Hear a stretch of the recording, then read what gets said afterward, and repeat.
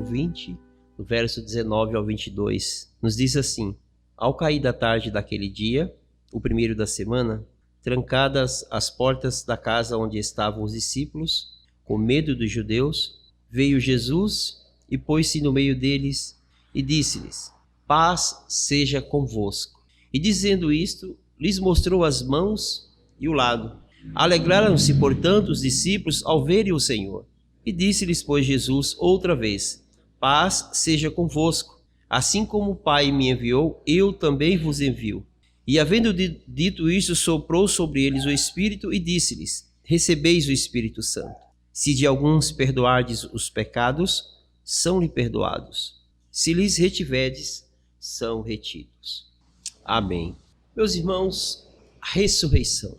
Quando falamos de ressurreição, tem surgido muitas controvérsias em nossos dias. Muitos querem afirmar e ensinar que Jesus não ressuscitou, que não houve morte e também não houve ressurreição.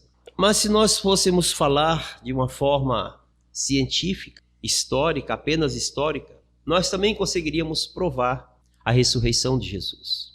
Historicamente, a sua crucificação é comprovada e também a sua ressurreição.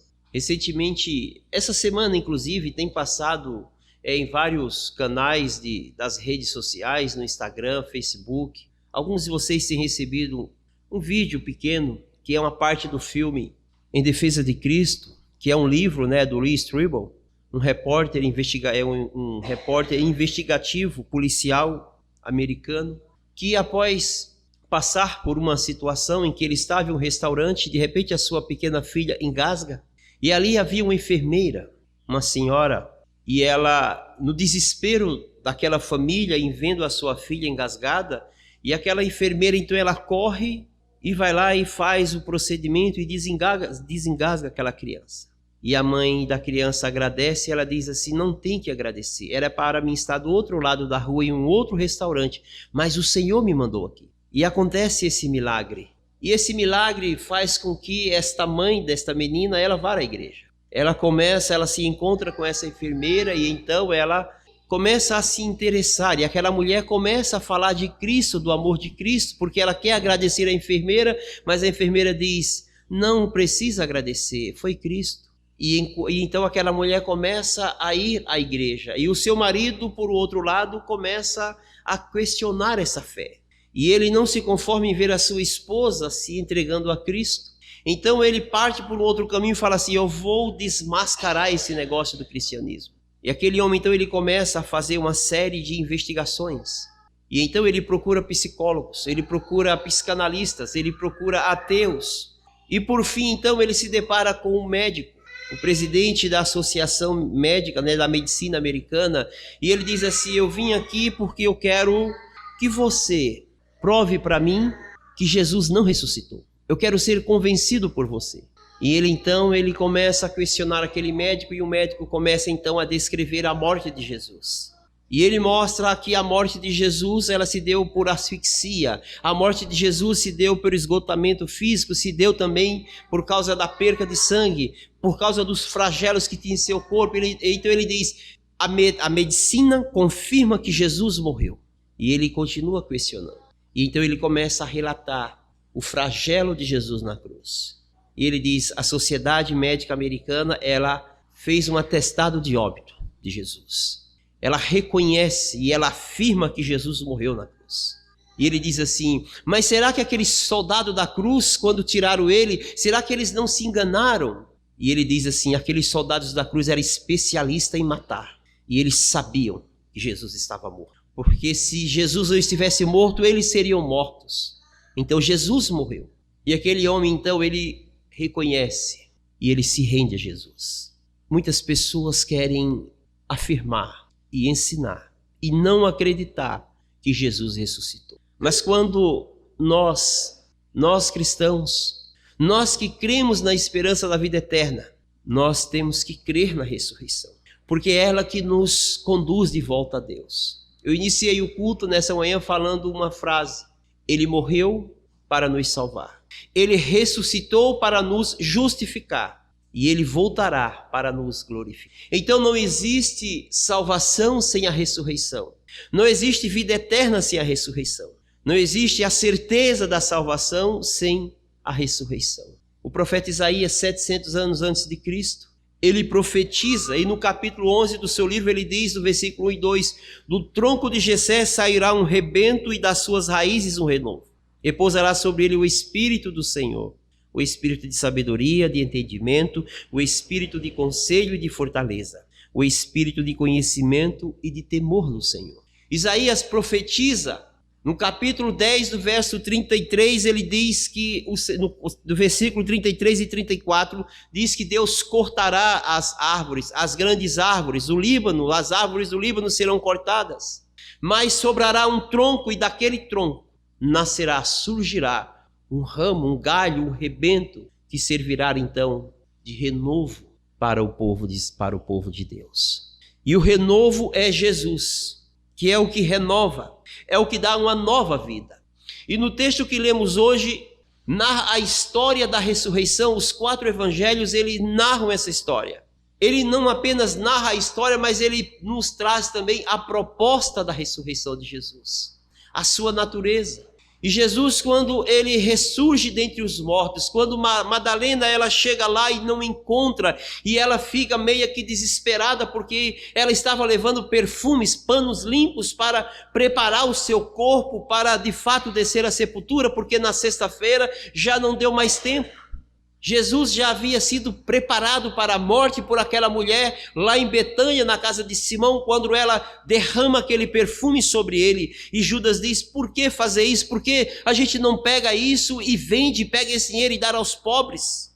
Os mortos eram preparados depois da sua morte. Mas Jesus ainda foi preparado em vida para que pudesse de fato morrer, mas também ele ressurgir. Mas Maria Madalena e as outras mulheres ali, elas levavam os perfumes e levavam os tecidos para embalsamar o corpo de Jesus. E aquela mulher que havia sido libertada por Jesus, amada por Jesus, ela queria muito fazer isso. E ela, quando chega ali, ela não encontra o cadáver, o corpo daquele homem que a libertou daqueles demônios, que perdoou seus pecados e lhe tornou uma mulher reconhecida naquela cidade. Ela queria ser grata, e a gratidão dela seria de preparar o seu corpo para a morte. E ao chegar lá, ela não encontra mais um corpo, um cadáver de alguém que havia morrido. E ela fica surpresa. E então ela vê o anjo e procura, onde está? Porventura você o escondeu? Fala onde está, que eu irei até o corpo e então eu quero encontrá-lo. E o anjo diz, não, aquele que você procura entre os mortos, ele está vivo e reina. Ele não está mais entre os mortos. E Maria, então ela sai, e o anjo fala, vai lá e fala para os discípulos, e ela sai correndo e de repente ela encontra-se com Jesus. E Jesus diz, mulher, a quem procuras? E ela fala, eu procuro a Jesus. E ela, pensando ser aquele homem, o jardineiro, ela diz, onde o colocaste? E então Jesus diz, talvez com aquelas mesmas palavras que ele havia falado para ela quando a perdoou, ele diz, Maria. E então Maria, ela volta-se para ele e em hebraico ela fala, Rabone, mestre. E ela reconhece que era Jesus. E então ela o adora. E ele diz, não me detém. Eu ainda não voltei para o meu. Diante de Maria estava o Jesus ressuscitado, aquele que venceu a morte, aqueles que todos esperavam que estaria morto. Satanás, ele não se alegra com a ressurreição de Jesus, porque ele sabe que a ressurreição de Jesus nos garante a vitória. Ele se alegrou e com a morte de Jesus, ele se alegrou ali em ver matar Jesus na cruz, e talvez ela se matei o Filho de Deus, eu consegui, tornei a morte dele dolorosa, venci. Mas Pedro diz que a sua ida ao inferno não foi para sofrer o martírio da morte, mas foi para ir no inferno, e a sua presença serviu de pregação para aqueles que estavam lá. Jesus foi ao inferno para mostrar para Satanás que ele venceu a morte, que agora ele ia ressuscitar e ele ia estar vivo para voltar e reinar. Jesus vence a morte sozinho para nos garantir a redenção. Quando nós lemos o nosso catecismo, a pergunta 45 do catecismo diz assim: qual a importância para nós? Ou que importância tem para nós a ressurreição de Cristo? E aqueles irmãos, quando se reuniram, eles dão 3 respostas. E eu quero perguntar para vocês, e juntos nessa manhã, quais são os benefícios da ressurreição de Cristo. A primeira é: pela ressurreição, ele venceu a morte, para que pudéssemos participar da justiça que ele conquistou por sua morte. Ele venceu a morte. O primeiro benefício é a garantia de que o nosso Redentor venceu a morte e vive. Quando nós olhamos para a história da ressurreição, a doutrina da ressurreição, nós vimos que o profeta lá no Antigo Testamento, ele ressuscita o filho da viúva. Nós podemos ver que Jesus, quando ele está ali no caminho de Naim, ele encontra uma viúva que está chorando e lamentando a morte do seu filho. E Jesus então toca naquele caixão e aquela criança, aquele filho volta a viver. Nós poderíamos falar daquela menina Talita, que Jesus a ressuscita, quando falou que ela estava dormindo, e todos então se escandalizam, e então ele ressuscita. Talita, levanta, acorda e levanta. Poderíamos também aqui relatar a ressurreição de Lázaro, há 4 dias morto, e Jesus apenas diz: Lázaro, sai para fora. A morte, ela não tem nenhum poder sobre Jesus. A morte não consegue limitar o seu poder, a morte não consegue pará-lo, porque ele a vence apenas com a sua palavra. Quando ele diz: menina, levanta, Lázaro, sai para fora. A morte não tem poder sobre Jesus. Então, na cruz, ele não é assassinado, mas ele entrega a sua vida, porque ele diz que ninguém tem o poder de tirar a sua vida, mas ele entregaria e logo mais a tomaria de volta. Ninguém tem o poder de vencer a própria vida, porque a vida está nele. Romanos 4:25 diz: o qual foi entregue por causa das nossas transgressões e ressuscitou por causa da nossa justificação. Então era necessário que Jesus ressuscitasse para que assim nós pudéssemos ser justificados diante de Deus. Isaías diz que ele tomaria sobre si os nossos pecados, que ele assumiria os nossos pecados na cruz, e que ele sofreria o flagelo da humilhação, o sofrimento dos nossos pecados, a condenação que estava sobre nós, ele a tomaria sobre si. Ele assume os nossos pecados na cruz.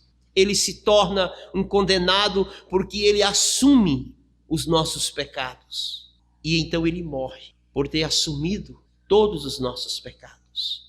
O castigo que estava sobre nós foi depositado sobre ele. Cada chicotada, cuspidas, cada palavra de maldição que era lançada contra ele, cada vez que as pessoas balançavam as cabeças e falavam: coitado, olha o condenado, salvou os outros e não consegue salvar a si mesmo, desce da cruz, salva-te e então nós creremos em ti.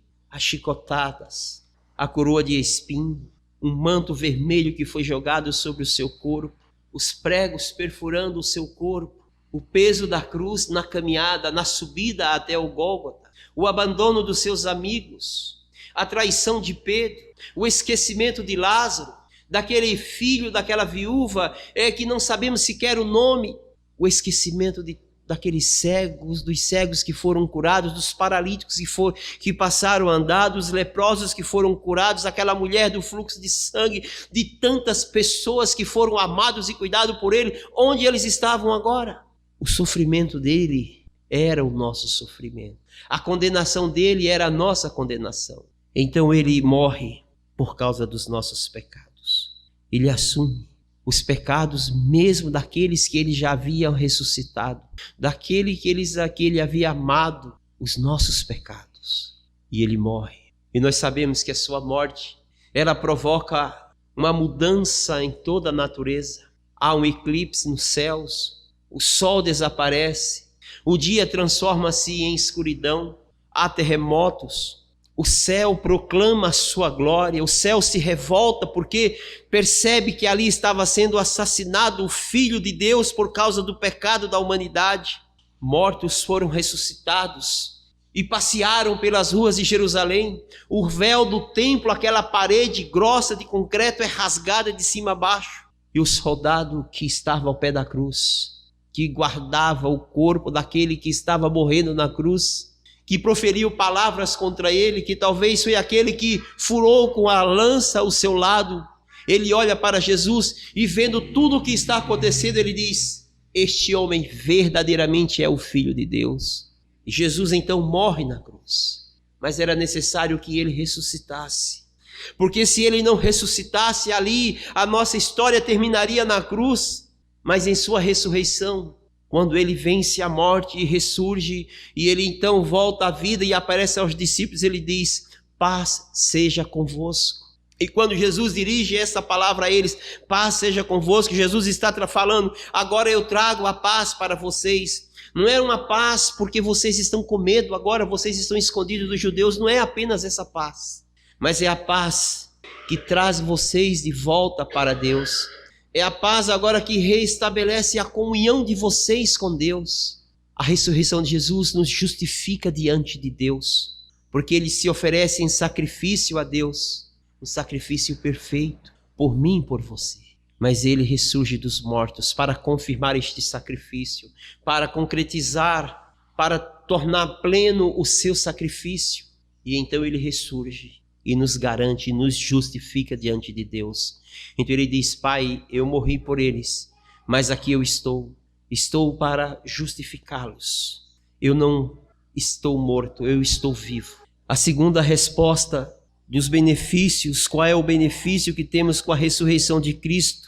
É que pelo seu poder nós somos ressuscitados para a nova vida. 1 Pedro 1,3 diz: bendito o Pai, bendito Deus e Pai do nosso Senhor Jesus Cristo, que segundo a sua muita misericórdia nos regenerou para uma viva esperança mediante a ressurreição de Jesus Cristo dentre os mortos. Pedro escreve para os seus irmãos judeus, pela diáspora dos judeus espalhada em toda a Galácia, em toda a Ásia, nas províncias romanas. E Pedro diz: olha, bendito é Deus, o Pai do Senhor Jesus Cristo, que nos regenera, que nos dá uma nova vida, que nos faz nascer de novo para vivermos uma esperança.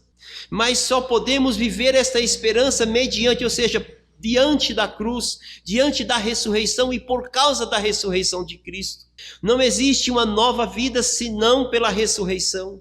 Então Pedro diz: irmãos, igreja, bendito é Deus, feliz é Deus, bom é Deus, que nos deu uma nova vida, que nos regenerou, que nos fez nascer de novo, que nos dá uma vida nova.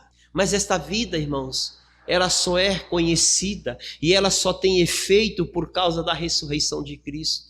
Nós temos uma nova vida, aquela vida que Jesus falou para um doutor da lei e Nicodemos não conseguiu entender.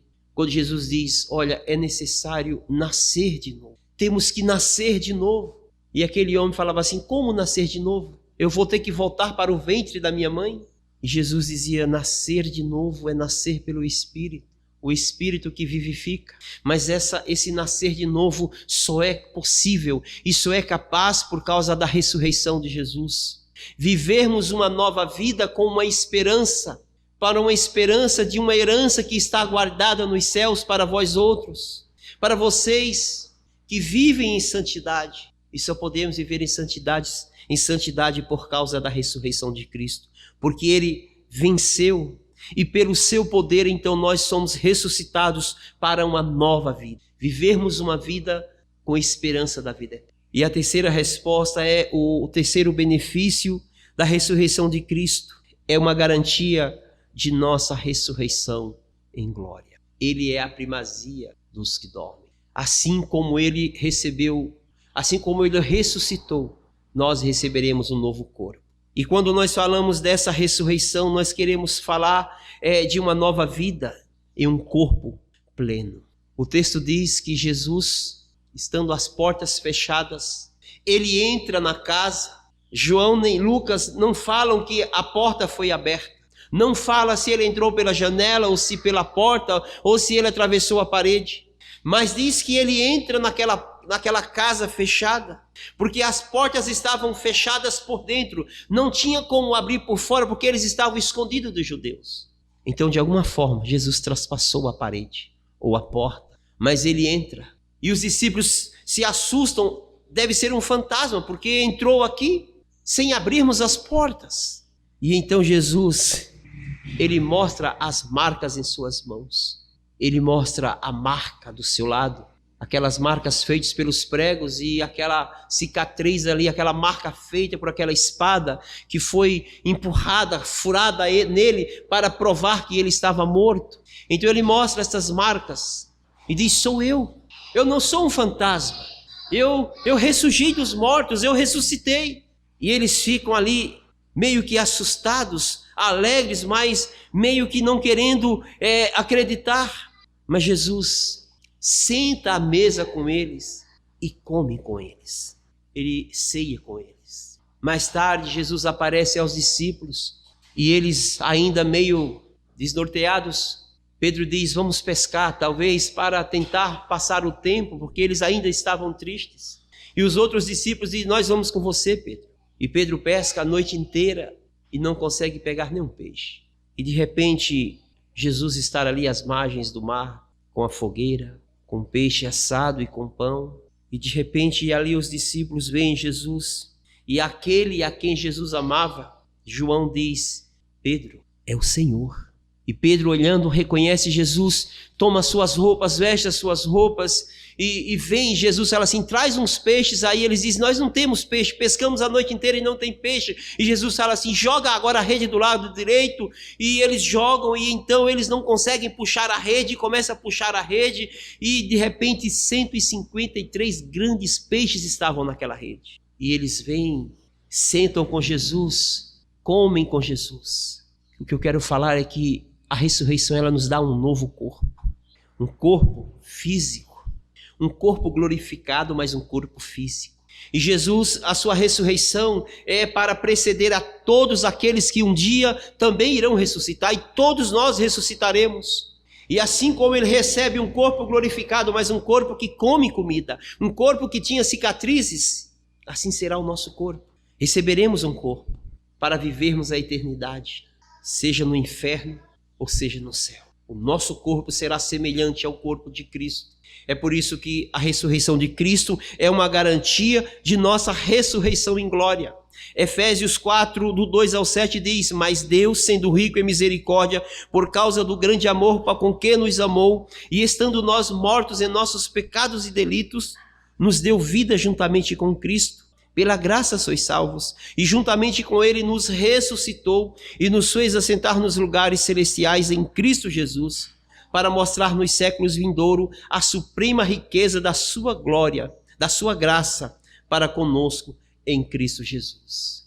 Estando nós mortos em nossos pecados, em delitos, mas Deus, pela sua graça, nos dá vida por meio de Cristo, por causa da ressurreição de Cristo. A ressurreição é o único meio pelo qual nós podemos receber a graça de Deus. A ressurreição nos tira da condenação, da condição de morto para a condição de vivo. A ressurreição, ela nos transformará por completo. O poder da ressurreição de 2000 anos atrás, ela nos ressuscita hoje, quando andávamos ainda em pecados, mortos, e nos traz para a vida abundante, para a vida na presença de Deus. E por fim, a ressurreição final nos glorificará, para que possamos herdar a coroa da justiça que está reservada nos céus para nós, para recebermos a herança incorruptível que está reservada nos céus para todos aqueles que creem em Cristo, que viveram a sua vida em santidade, que foram um dia transformados, que um dia entenderam a mensagem da ressurreição e viveram a partir dessa mensagem. Amados, a ressurreição é a certeza da vida eterna, é a certeza de que a vida venceu a morte, é a certeza de que Cristo voltará em vida para nos buscar. O diabo não está preocupado com a pregação da morte de Jesus, ele não a questiona, mas ele faz de tudo para negar a sua ressurreição. Temos visto muitas pessoas, temos visto muitas filosofias, muitos ensinos, negando a ressurreição. Mas sem ressurreição não há cristianismo. É por isso que a história está dividida em duas partes, antes e depois de Cristo. A nossa história começa depois de Cristo. A nossa história começa na ressurreição. Ela se inicia na cruz, mas se concretiza na ressurreição, para que logo mais, quando Jesus voltar, ele possa nos encontrar. João tinha vivenciado todas estas coisas: a ressurreição, a história, a crucificação. Mas quando ele está lá na ilha de Patmos, e ele diz que está lá por causa do Evangelho, e ele diz que tem uma visão e ele vê os céus e vê o trono, e assentado no trono o Deus Todo-Poderoso, e ele vê um cordeiro, mas ele vê 24 anciãos, e João vê um livro, e João diz que começa, Apocalipse 5:5, ele começa a chorar desesperadamente, um choro que não para, porque João diz que ele, mesmo vendo tudo aquilo, ele olha para o livro e não vê ninguém digno de desatar o livro. João diz, não tem mais esperança. Tudo terminou, e agora? Então ele chora, mas de repente um dos anciões diz: João, te acalma, para de chorar, porque o leão da tribo de Judá, a estrela, a raiz de Davi, aquele que foi morto, ele vive, e é digno, o Cordeiro de Deus, de desatar os livros e os seus 7 selos, porque ele vive, ele foi morto e vive. E Jesus diz: eu que fui morto e vivo para julgar, e tenho em minhas mãos a chave da vida e da morte. E João se alegra, porque agora ele vê o Cordeiro de Deus, o Cordeiro que João Batista diz, o Cordeiro de Deus que tira o pecado do mundo. Agora o Cordeiro de Deus é encontrado digno de desatar, de abrir o livro e desatar os 7 selos. O Cordeiro de Deus que ressuscitou e nos garante a vida eterna. Que nós possamos nesta manhã nos alegrarmos na ressurreição de Cristo, porque ela nos garante a vitória, ela nos garante uma nova vida, ela nos garante a vida eterna, e ela nos garante que o Cordeiro que foi sacrificado na cruz, na sexta-feira, que ressuscita no domingo, ele mesmo estará lá para nos receber nos céus, para vivermos a eternidade com ele. Vinde, benditos do meu Pai, para as bordas do Cordeiro que estão preparadas antes da fundação dos séculos. Amém.